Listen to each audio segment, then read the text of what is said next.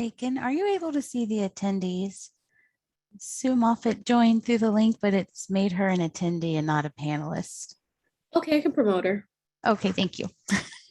Is she? I'm sorry, my computer is doing this thing again where I can't hear anybody. Laura, is she a I am going to listener? sign out and then sign back in. Okay, Tina. I'm sorry, can you repeat? Is she a phone in listener? Because that's the She's a- only one. She is a phone-in listener. Okay, perfect.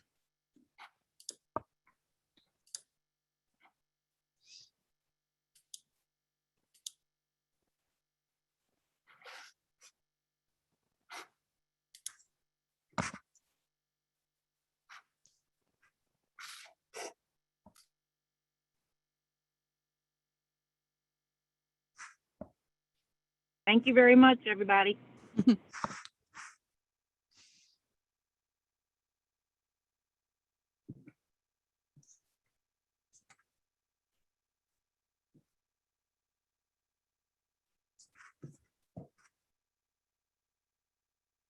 Would somebody mind speaking to me so I can see if it's working? Can you hear us? Yeah.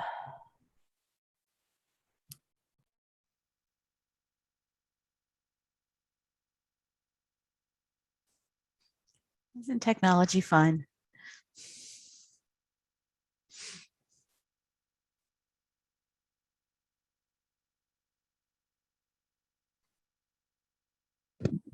Hello, can you hear me?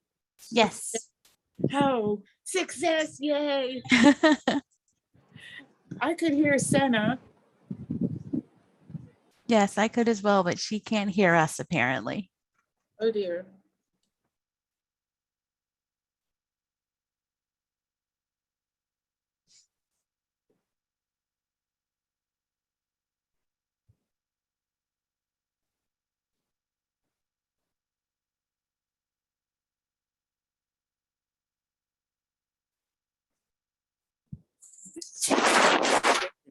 Just stand up.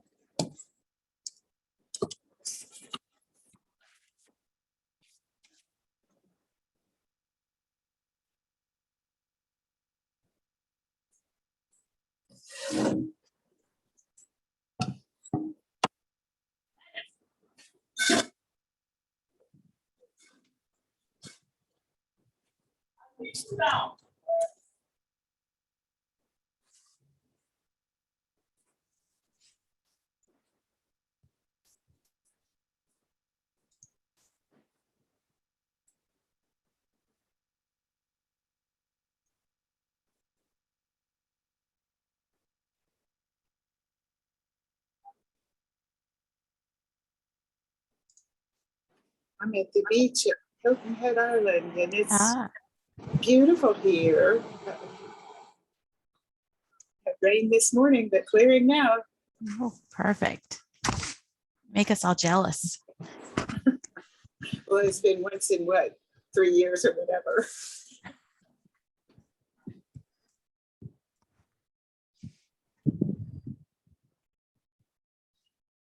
I hope we have a quorum today.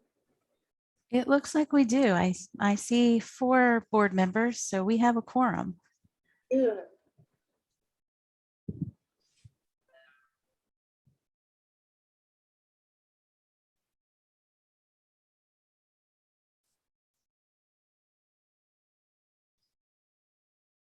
Sue, you want to go ahead and call everything to order?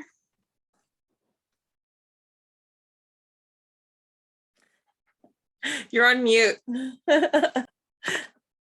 Who, me?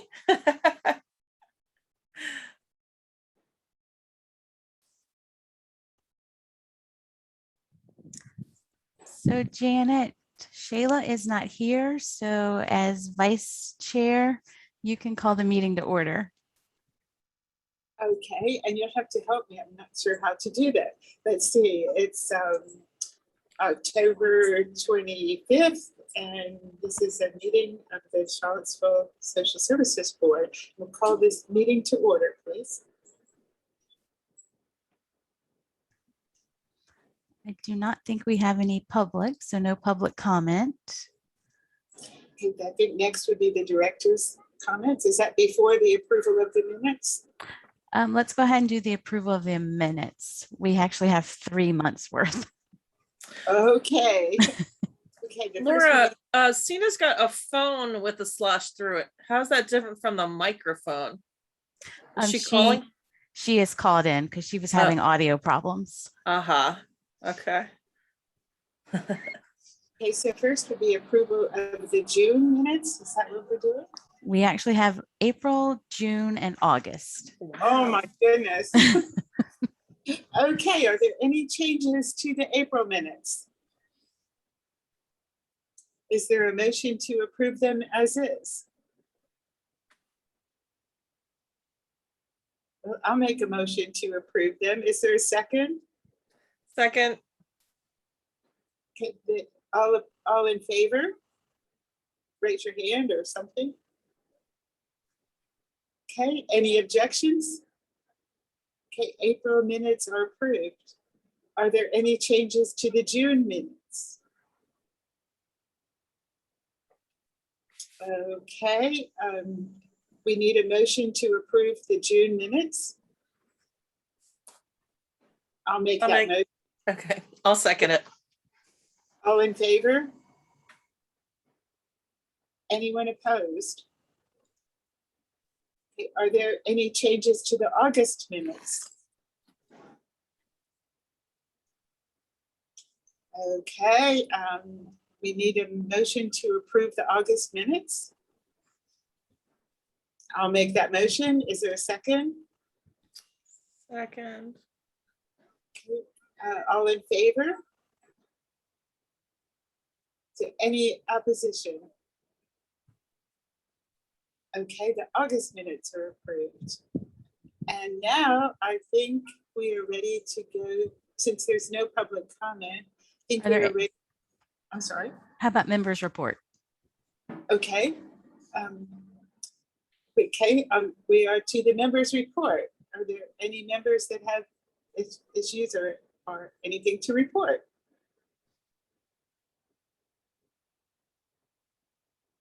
Is this the time also when we bring up any concerns?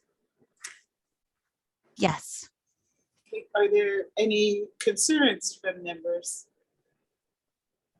I don't have any concerns, but I recently was reading about some new positions that were opening through DSS, that they were hiring people in the neighborhoods who had experienced working with, can't remember if it's the foster care system or just CPS and DSS before, and they were hiring those people to be able to work in their own neighborhoods. Am I remembering that correctly? I just thought it was a really good idea, and I was happy to see that.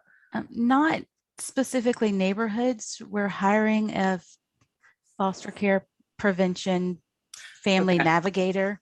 Okay. So it's someone who has child welfare experience and can help families navigate through the system. Okay. Anyway, it sounded like a really good idea. We hope so. Janet, what we failed to do though is introductions. We do have a new board member online Oh with my us. goodness. Well, see, we're so out of practice of having meetings with quorums where I am at least all confused here. So, Autumn, you want to start with your introduction, and then we'll just go in turn and introduce each other. Yeah, can you all hear me? Yes. So, hi there, my name is Autumn. I am the administrative assistant for the department. And I'm Janet Morrow. I've been on the board for 3 years now, I think.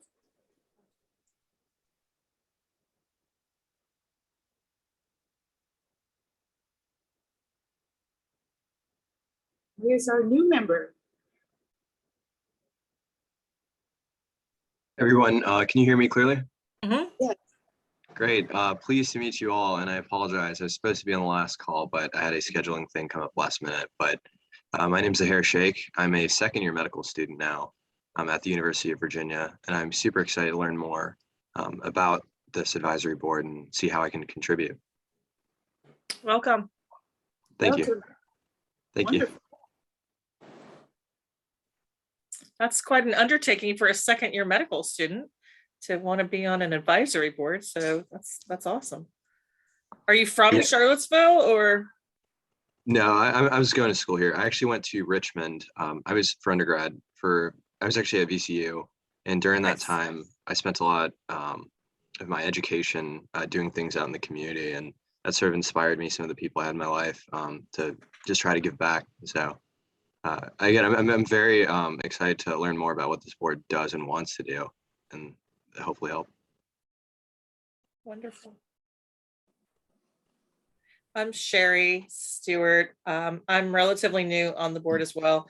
I work with refugee and immigrant families through the Charlottesville City Schools K-12 program and also through the adult education program, which is TJ-ASET, PVCC, which is our community college.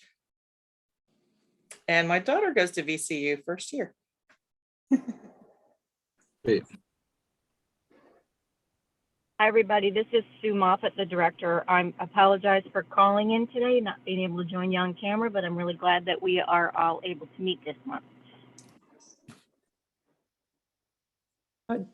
Judy Zeitler. I've been on the advisory committee for about 8 years. I'm a retired social worker. And Sina just typed us a nice message. Sina, I don't know, if you restarted, would that help? You tried that already. No. Oh, Yeah. bummer. Yeah. And I'm Laura Morris. I'm the Chief of Administration with the department. Nice to see you in face, not just by name. And I have to say, since Senna can't say for herself, she's on the city council and she's done so many things in our community. Packham, it's in her background. And I'm not sure if she's still volunteering with them, but she is obviously very concerned about our community and is helping in many ways. We thank you, Senna, for that. That's wonderful. She typed us a little message in the chat box, Janet. Okay, can you read it? Says, hi, I'm Sina and the city council representative. My vocal does not seem to be working. I wish you were, Senna, because you always make great contributions. So. Okay, are we now to, let's see, now to I guess I have a concern from the board. I think we're supposed to be coming up with a report to city council. And in the past, the social services department has been greatly helpful with that, since they have the statistics to report to city council, and they can also tell us any issues that the social services department has that we may not be aware of, but that we should definitely become aware of and need to report to city council. So is Sue Moffett, are you going to be addressing that to help us out? Yes, I can speak to that now if you'd like. That would be great. So I think you're correct. We have one coming up. I'm not sure that we have an agenda yet, but agenda date yet. But one of the things we had talked about earlier was to just update the city council on our challenges and opportunities that we've identified during the pandemic as we pivoted to a remote work model, including what's happening with our workloads. And what I was thinking is we would just have our staff update the information from last year for your review and feedback. And we can have that ready to you before the next board meeting for sure, because my guess is we may go in front of council in December. Is that right, Laura? We could potentially, but since we're on every other month, we would do everything by email. Okay. Because If that's traditionally, agreeable to everyone. traditionally we cancel our December meeting for the holidays. So if that's agreeable to everyone, we can. Would you be able to send out to us, I think that the metrics that are established by the state are things like the time, our time scheduling, when somebody is reported, our ability to respond within a certain amount of time. There's a whole page of metrics. Will we be able to see what those metrics are for our Charlottesville's Department of Social Services? Yes, we can include that. Those are also going to be posted on our website too. I think we sent out the last quarter's dashboard to you all when it was available. So we should have, or maybe have just received a updated one. But yes, we will definitely send that out. Are there metrics that we should be aware of that we're not meeting, and maybe needing additional staff or other remedies from City Council? Well, that's a tricky question this year, given the fiscal situation for the state. One of the things we want to highlight is some additional positions that we have received as a result of state or other blended funding. One is a full-time employment services worker to manage the food stamp caseload. And the other is 2 positions of foster care prevention position and the parent navigator position that you all asked about and Laura addressed. We've received additional funding to manage those caseloads. Those are 2 program areas where we have experienced an increase and expect to see a continued increase. The other biggest challenge from my perspective right now is when the public health emergency is ended by the state, all of our cases that we have been told not to review or close, primarily in our Medicaid program, are going to be due for review. We're anticipating that to be a significant number, upwards of 1,400 cases perhaps. But we are still waiting on a plan to review those from the state. It's likely that we'll just catch them up during their regular review date, not that we'd have to do them all at once, but it will be extra work for our staff for sure. Senna is asking if there'd be any issue with moving the report to the first of the year. And as long as the board votes on it, we could do that, because in our bylaws, we do have to have a report every year. But I think given the COVID situation, as long as we had a majority vote, we could move it to the first of the year. Do we need a motion to move it to the first of the year? I guess we need we need discussion and then the motion. Help me out here. No, you're right. Any discussion and then a motion. Okay. Any discussion on moving our report to City Council from December to the beginning of the year?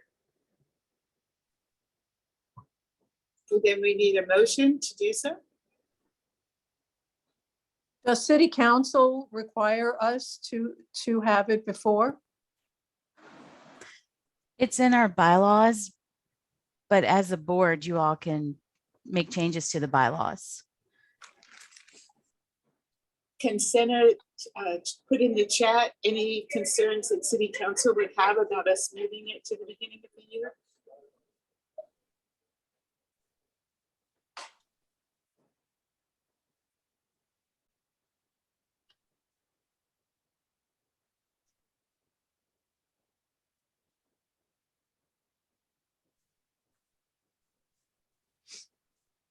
Since she suggested it, should we make the motion that unless City Council requests it sooner, the board approves moving the report to council to the beginning of the year instead of December?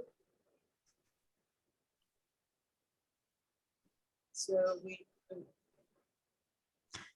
She typed it would give needed flexibility right now if we could move it to the first of the year. So then rephrase the motion that to give City Council flexibility, the board is not opposed to moving the report to City Council to the beginning of the year instead of December.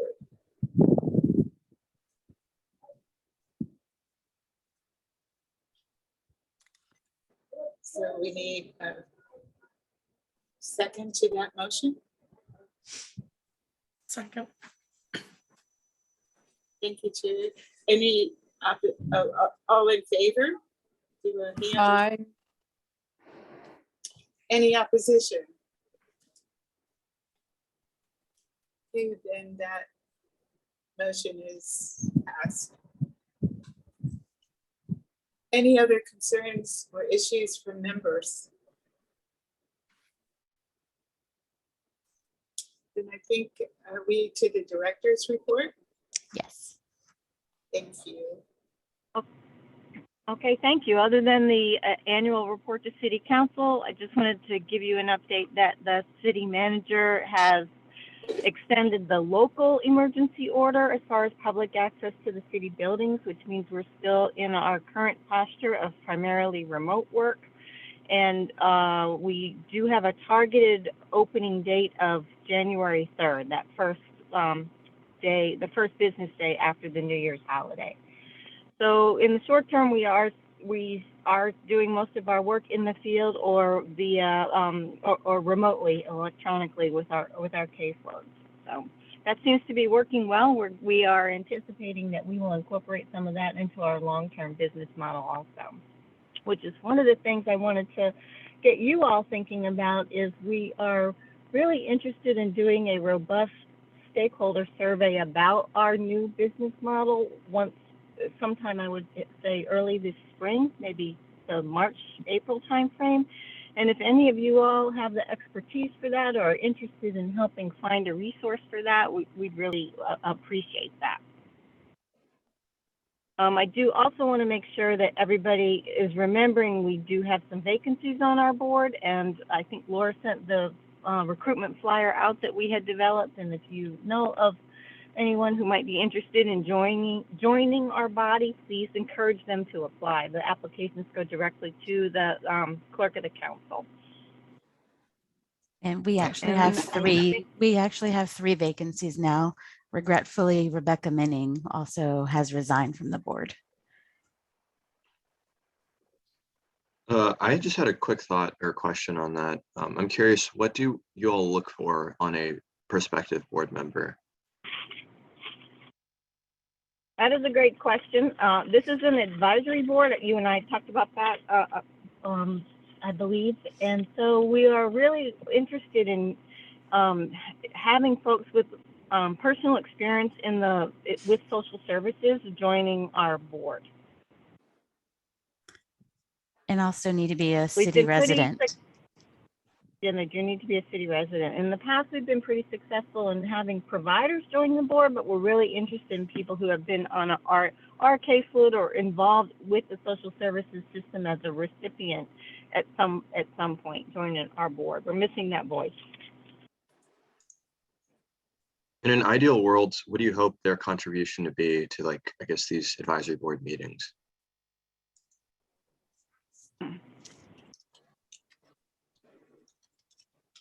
Well, the advisory board is really charged with, as Janet asked, making sure that any trends, good or bad, are discussed, and that we have resources in place, or that we're processes in place to meet the anticipated needs of the community and workloads of the staff. Was there anything else we could add about that, Laura? Nope, I think that covered it. It would probably be, I'm sorry, it would probably be ahead, nice to have a Sarah. little bit more diversity also. Absolutely, yes. One of the So concerns- I'm glad you're here. Harry, yes. So this advisory board really is just it serves in an advisory capacity. It does not make or adjudicate any cases or make any policies or procedures. But it is a really good resource for information, given the breadth of experience we typically have on it. And we really would like to add a client voice there. One of the concerns you hear in the community and at city council is about affordable housing. And I don't know if we have anybody who's been homeless and helped, if you knew of somebody. that could be on or would be interested in being on city council? Well, I'm sure Gina could probably say a lot about this, but yes, there is. I serve on the board of directors for the Thomas Jefferson Area Coalition for the Homeless, which is the lead agency for the continuum of care in our community.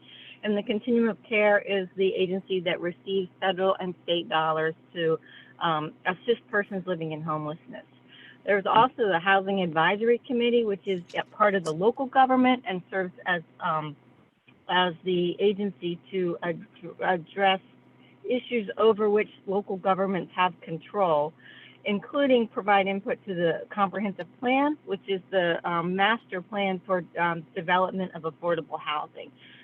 That said, many of our clients do have experience living in homelessness, especially these last couple of years. A significant portion of our support service dollars have gone towards assisting persons with either housing costs or emergency shelter. So yes, it's somebody who has experience living in homelessness would be a great asset. We also have a lot of people coming into Charlottesville who are refugees or who have been refugees. And I don't know that we have any experience with them. Do you know about that, Sue? We do. We provide services to refugees in our community. There is a state program, a cash assistance program called Refugee Assistance, which is very similar to the TANF program. Refugees also receive Medicaid, and we do have refugees on our services caseloads for similar reasons that we have other persons on our service caseload. We have a very strong partnership with the International Refugee Assistance Agency. The International Refugee Committee, and we have several staff, including me, who are part of, and Sherry, who are part of the Refugee Dialogue Series, which is the local, I would call it more of a networking group, although there are several partners, including the Department of Social Services, that's required to be there, that was established by the Office of Newcomer Services out of the state government. And Terry Stewart is really active with that group too. Sue, I was wondering, in light of the fact that we've heard we are expecting 500 people this year, 250 of those are the parolees that came quickly from Afghanistan, and then we will have 250 refugees through the UNHCR. I know that the parolees initially are not allowed to get any kind of benefits because they need to get vetted and go through all these processes. But I'm just wondering, in light of that, I'm sure you've discussed it with your team, I guess. And have you guys thought of any plans, or since we have such large numbers coming? I mean, even I'm pretty sure they said that the numbers would be coming quickly, even with the UNHCR refugees. Yeah, that's a great question. Thanks. And in fact, we have been contacted by the federal agency about one parolee family. And actually, when they arrived in Charlottesville, they actually settled in the county. So Albemarle County managed all of the public assistance programs and helped them get housed. And parolees can receive public benefits. They just have to pay it back, essentially, as soon as they are employed. So Albemarle County is managing that case. We were part of the initial planning process, so we learned a lot about that. We have staff that have been designated as the points of contact for those particular cases because they're very time sensitive and there's a lot of legwork and communication that happens with those. Otherwise, we're just working really closely with Harriet Kerr at the IRC and her team to look at. The IRC typically identifies the housing, and then we have they refer folks to us for other public benefits and services, including employment services. So yes, we are anticipating a number. We don't know when, but we know when we get that call, it's going to be a lot of people. The other challenge that we're looking for in this year is there will be a large number of persons released from Department of Corrections facilities into our community. The initial estimate is 250 folks. Not Wow. all of those people will need services from our department, but we are part of the team of human service agencies in the region that's planning for that.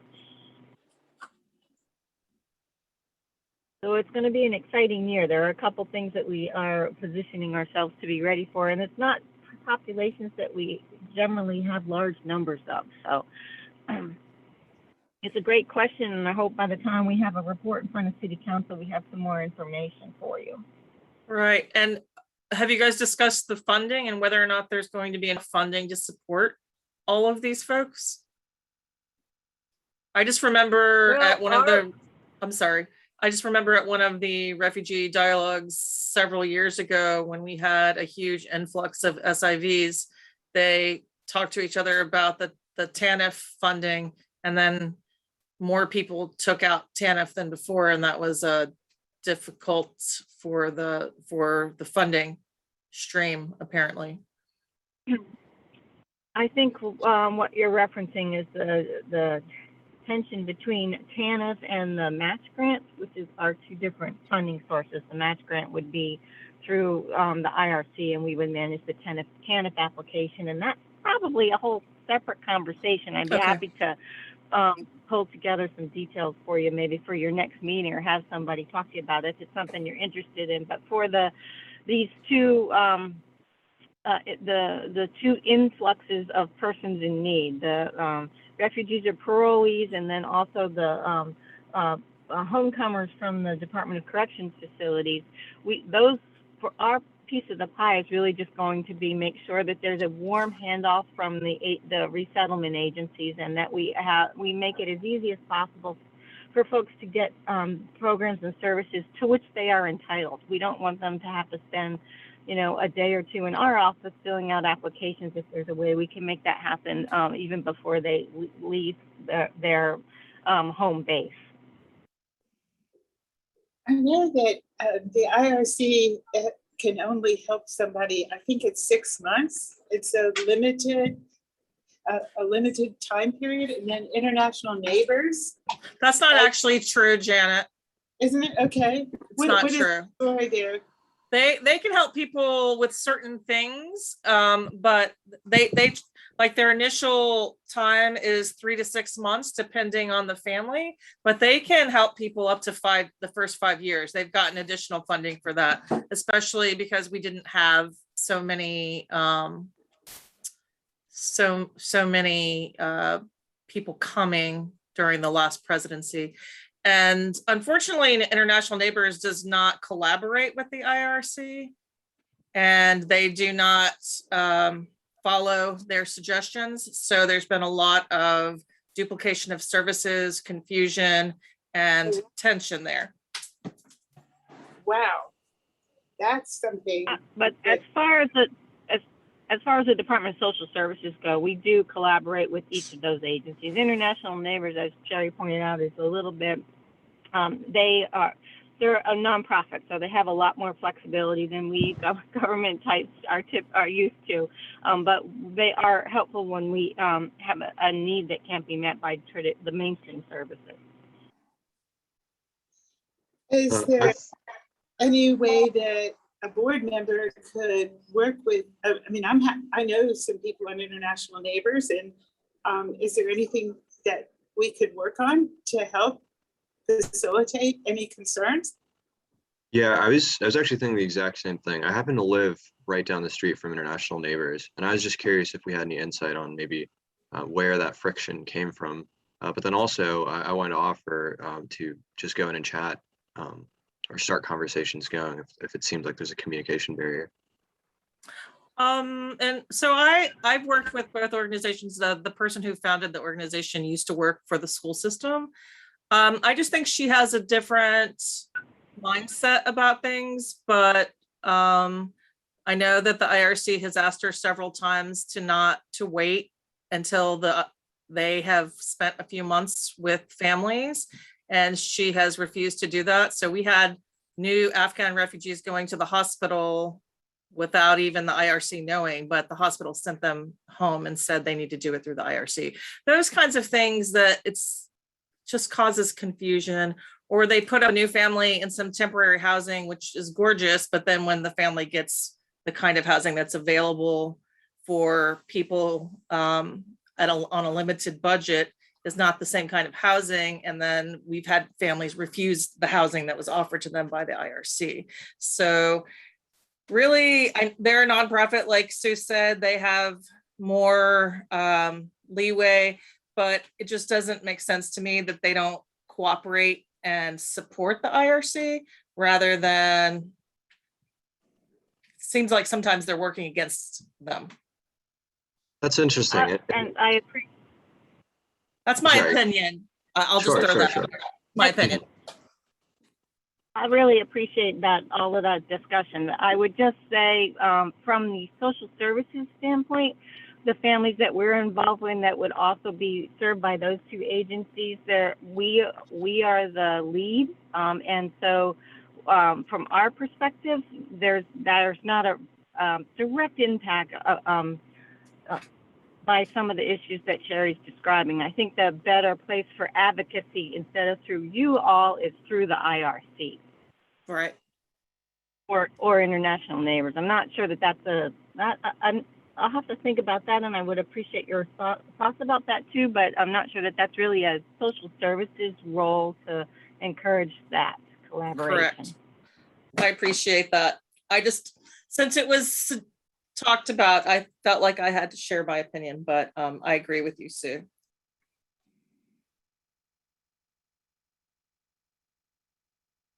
Sienna has her hand raised. Oh, okay.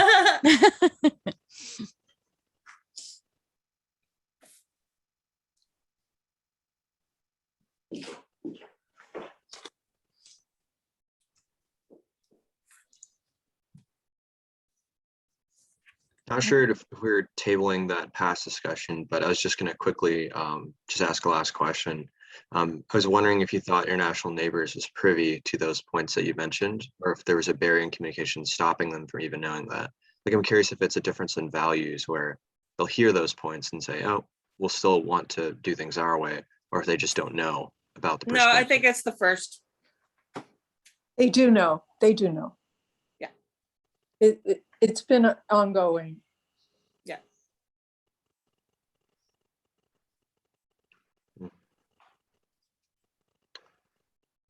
I guess like similar, like kind of a little bit of a tangent from that.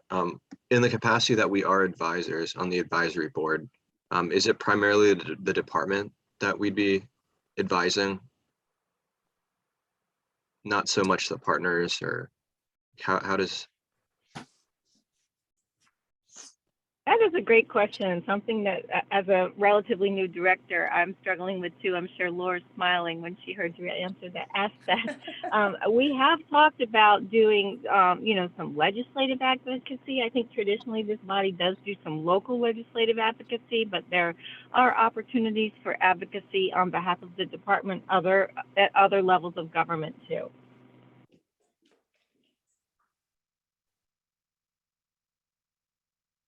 So I guess like But what we have generally not had the advisory board say take a position against or for or against a community issue before. No, we typically have in my experience we've never done anything like that. But and I'm not really sure that we'd have to get some input from the state on that, I think. And then I guess in terms of the type of advice we offer currently, is that just in the form of reports? And I guess like at these meetings, like discussion points, or are there formal times where we might meet with, I guess, staff members or decision makers?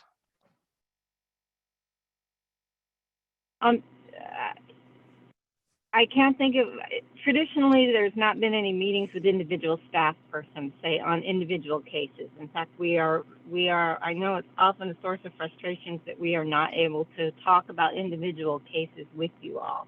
Instead, what we would typically present are trends or get you or show you some data or related to questions that you might have that might help us be better, provide better service to our clients or to our community partners. So if you're noticing something, that's definitely something I would like to talk to you about for sure.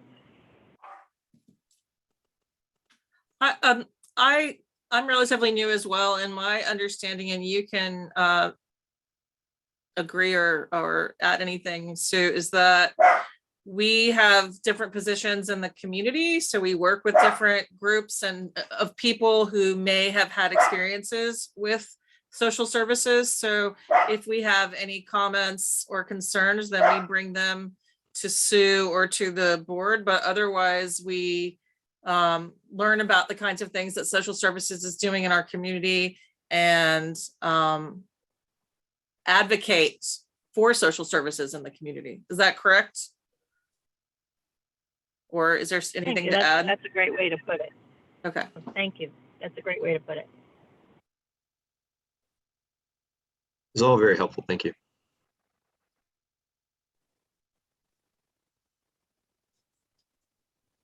I'm sorry, I lost you there. My iPad suddenly decided it was overheated and quit. Oh, I no. was sitting in the sun and it did not like that. So sorry. But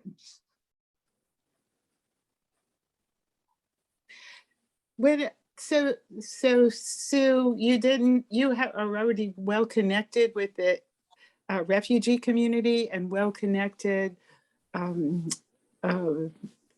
with housing community. And we've been previously briefed on mental health community. Are there communities in Charlottesville that you feel we could better connect with? Who's the question for? Sue? So, yeah, Okay. or anyone. I always think about, because I spent so much time working with the refugee communities and I've gotten to know people at the mosque and other places, but I've been focusing more on Spanish speaking folks over COVID, just because they don't have a lot of access to all of the same benefits. But I know that some of them do, and some of them have had pathways to citizenship depending on which countries they come from. So I'm curious to learn if there is any way to support those communities, because I think that they don't have the same infrastructure and support that a lot of our other families do, and it's harder for them to thrive. I'd be curious, this just brought up a thought. I'd be curious if there's a Spanish speaking citizen who might be interested in helping out or serving on a board. I feel like that perspective could be invaluable. Yes. So I'd be curious for y'all's thought. I don't mean to train track the thought that was currently underway, but I'd be curious for y'all's thoughts on how we might be able to best approach, if that's something that we think could be beneficial, how we might best approach that. Yeah, that's a great idea. If Juan Diego Wade is elected to city council, we could probably reach out to him and see if he knew someone who would join with us. But the election isn't over until November 3rd, so 2nd, 3rd. Why Juan Diego Wade?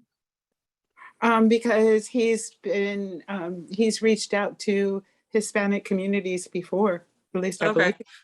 Yeah, I mean, I work with those communities, but we need somebody who's a US citizen, like you said, and they have to live in the city. I mean, well, I can think of a few people to ask as well, but I just think that that's a community that works a lot harder than a lot of other communities, and they don't always have the time to have meetings during the day, but it definitely would be great to have that voice. I agree. I think most of us would be willing to change the time we met if we had somebody who couldn't meet at our current time. It'd be great if you would reach out, Sherry. That would be great. I kind of have been telling everybody in my circles. I sent it to my close friends at the mosque and that know everyone, hoping we could get a voice from there. But yeah, I'll think about it if I could think of somebody. Juan Diego Wade used to have an office right in the Albemarle County Social Services Department that helped people with employment. I think he still does. Yeah, Yeah, he- I just had him work with somebody. I just introduced him to somebody to work with. Okay, Yeah, he's still there. The city's version of that is the Downtown Job Center, but yes, one is still part of Albemarle County Social Services. So we have at least 2 practitioners at the Women's Initiative that are native Spanish speakers, and I could talk to them to see if they know anyone. I also just had a quick question. I was wondering what the leading theory was why we had people leaving. It sounds like we had 3 people leave maybe in a relatively short time point. I'm curious if perhaps there's a mismatch in expectation versus value, or if it's just the end of terms that we're seeing, like if those 3 people are. One person was end of term, other person moved to Richmond, and the third person didn't give us a reason. Okay. Well, I guess it's a little scattered of data set. Yeah.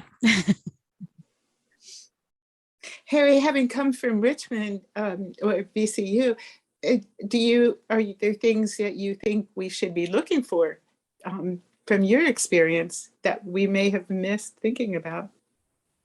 I think y'all are touching on a huge one, which is just to have representation amongst the communities that you're trying to help, just because there can very well be like a mismatch in expectation versus the reality. I'm trying to think. I'm still familiarizing myself with sort of advocacy at this level, and so I'm not fully aware of what things we do on a regular basis to advise. But like, for example, if I'm coming from a health background, if there's data sets on something that pertains to health, that's sort of what I've been trained to do the past few years, is look at graphs critically and see what kinds of trends, what kinds of decisions might be informed by that. I'm not sure if that's currently like something in our purview, but I'm curious if those opportunities exist. I'm sure we would all be interested in statistics on health or anything else and any potential hole that we might have. That'd be great. Especially during this pandemic, that's been really an issue, is reaching out. I'm wondering about the prison community. Do we have any, it's on, well, the parolees only recently got the right to vote. Are there other things they can't do that social services may need to rely on other groups in our community?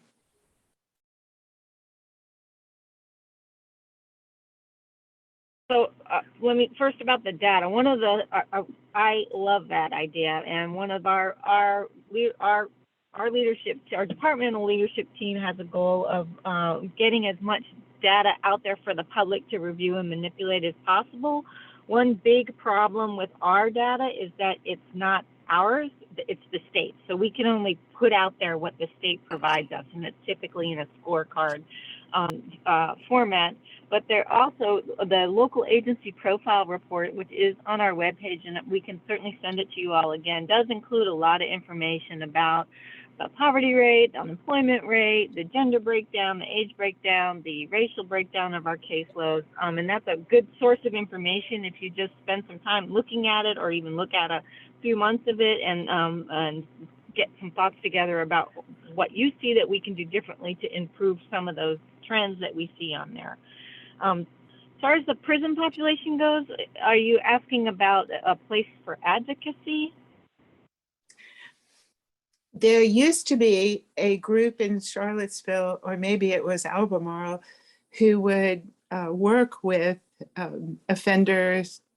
I guess it was offenders restoration, but to try to help the reintegration to the community. Yeah, thanks, Senna. It's offender aid. And I don't know if social services works with those people. If social services is able to identify needs that can't be met with federal programs or state programs or county programs, are there within the community those that you can reach out to help fill those needs?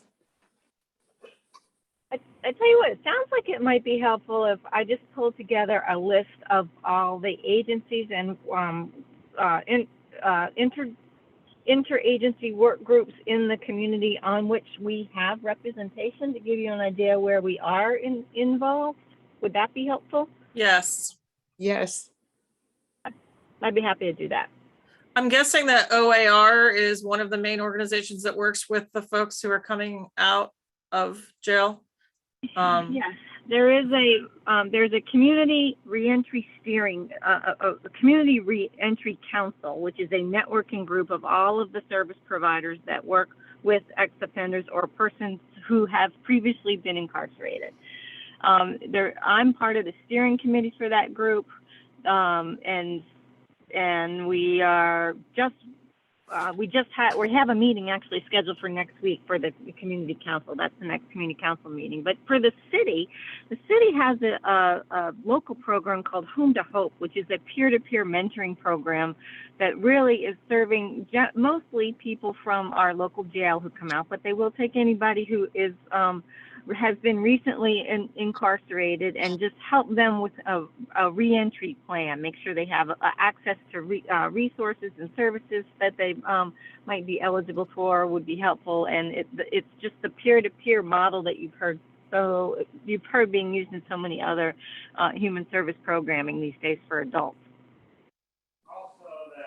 Hey, Sue, I was wondering also if there are digital flyers for some of the different programs that social services has, just because, for example, on social media, on Facebook, there's a group called Mutual Aid Charlottesville, and I see posts from individuals that are homeless or just getting out of jail, et cetera, different situations, asking for food, asking for gas money, asking for lots of different things that perhaps social services already has some kind of assistance plan for that kind of thing. And if there were digital digital flyers, I'd be happy to post those, and Senna's on that page as well, to help people know, because there are people in our community who are going out to meet people and paying for hotel rooms and giving people gas money and bringing food to people's doorsteps. And this is like one of the weaknesses in our community. I feel like all of the organizations, because we're such a rich, resourceful community, I wish that there was somehow a way for everyone to collaborate, so we're all on the same page, so we know who's getting assistance and what's available to that group or family. Yeah, thanks. That's that group and others like it really exploded during the pandemic, and it's really been fantastic. So I think we need to remember that social services is not always the best person to bring the solution, but it would be helpful if everyone that's helping knows about the resources that are available through our office. And I really think the best way to do that is the street sheet. Are you familiar with the street sheet? Yep. It's now being managed by the Equity Center, and it's being updated every month. And that would be a great resource to get on the mutual aid Facebook page for sure. Is it for our department? For our department, it's sometimes confusing because we can only serve people that live in the city, and that Facebook group gets a lot of traffic that maybe not from folks who don't live in the city. Right. But the resources are essentially the same. So I think just making sure if ever you see something like that, that you just post the web address for folks to come in to look at our webpage and look at the resources that are available. Okay. So the DSS webpage or the street sheet webpage? I think both of them would be good. Okay. I think I know somebody we're who looking at I'm sorry. Oh, go ahead. I was just going to say, maybe we could send them to the admin of the group, because I think they have some posts that are available at all times. Is that right, Senna? I know that on some groups, they have like different, I don't know if they're not like extra pages, but they're a place where pertinent information can stay on there always, so people can do searches, because people are on there like every day. You don't know. Okay.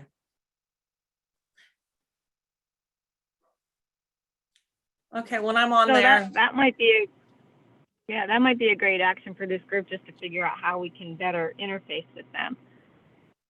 Right. And I, I was visiting a city, actually it was Fort Wayne, Indiana, several years ago, because my husband is from Burma and there is a very large Burmese population there. And they had a community center. This was specific to Burmese people because they had so many of them. I think it's like 10,000 or something up. But they had a community center with different agencies that were all in the same building, all supporting this community. And I'm just wondering if there's so many empty buildings and spaces in Charlottesville, wouldn't it be really cool if we could have different community agencies in one spot so that people would know what was available and then figure out what would work for them? Even if it was like a small thing, even if it wasn't every day, but just a spot where different agencies, and then the agencies could get to know each other better and the kinds of things that they do and maybe collaborate. I don't know. I really like the way you're thinking, and those types of conversations are happening, and those actions are happening. And Okay. during COVID, not so much, but we typically have presence in each of the public housing sites, or at the Haven, or at the food banks with information through the library. Not always formally, but some of those are formal. It has been very instructive in our work, in our partnerships with, say, the Financial Opportunity Center or with Piedmont Housing Alliance, that those folks really don't want us on site. They want to have access to our information.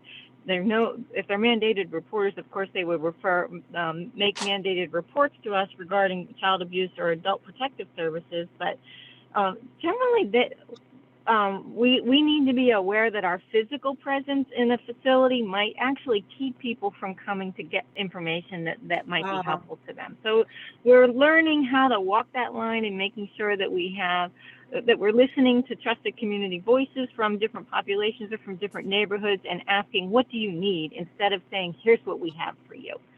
We're trying to shift to a more trauma-informed approach.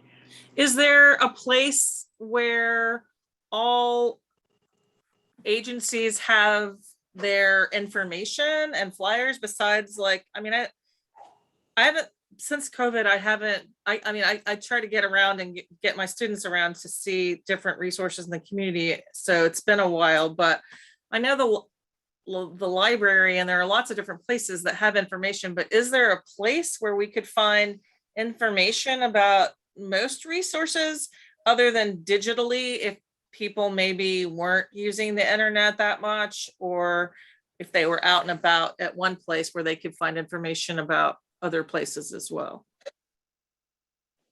and the kinds of services that they provide?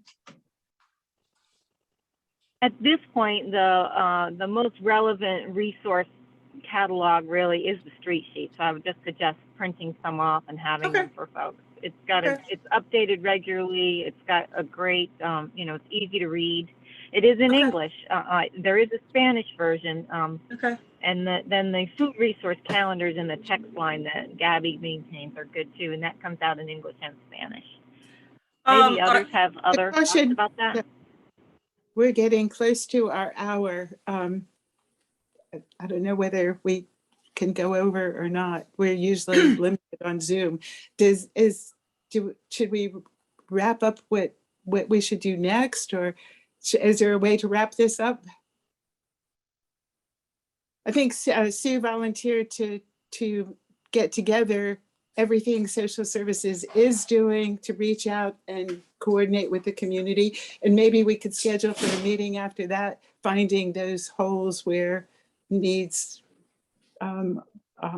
still exist. Is there anything else we should say before we're closing in our hour? What all do you want to do about the December meeting? Do you want to cancel? Because I think it would be the 27th and the city is closed that day. And we can't change the date? You could change the date. I'm happy to meet in December if we, I I want all the information because I feel like I'm glad we had a new member today to ask certain questions. I'm kind of learning as I go along, and I already know a lot about different community agencies, but again, I'm asking questions and Sue's pointing out like, that's not our role, or this is what we do, or this, but so if, depending on the day and the time, I'm happy to meet again because I would love to get that information about the kinds of services that, so that I can continue advocating those in the communities that I work. And I'm going to print out some of those street sheets and hand them over to my students. Okay, we'll look at some dates and send them out to you guys. No, and but ask tell everybody us. else too, please, because if I'm the only one that wants to meet in December, then obviously we don't have to meet. Well, the other thing we can talk about is if you want to go back to meeting every month or if you're fine meeting every 2 months. Any chance we could meet in person in December and like socially, since we've Not never in, met each other in person, or is that like a no-no? no, and not until city buildings reopen. So potentially January could be an in-person meeting. Okay. Yeah, the reason for that is because the meetings aren't public cannot attend the meeting, so we have to have virtually because then everyone can attend virtually. Gotcha.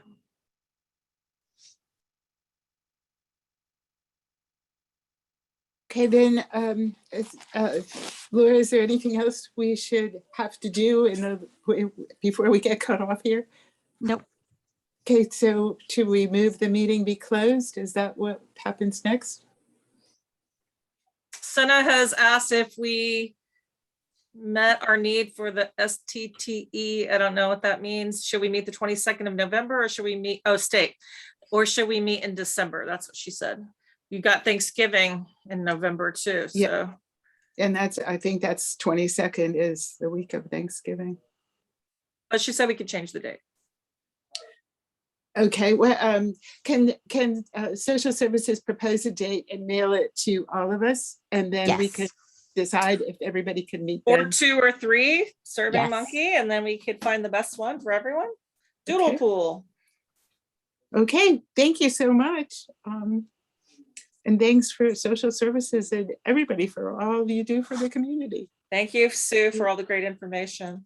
Yes. And And the Laura. great idea, Thank you, and for guys. the great ideas. Good discussion today. Appreciate it. Thank Have a you. good Have a great week. Bye. Bye.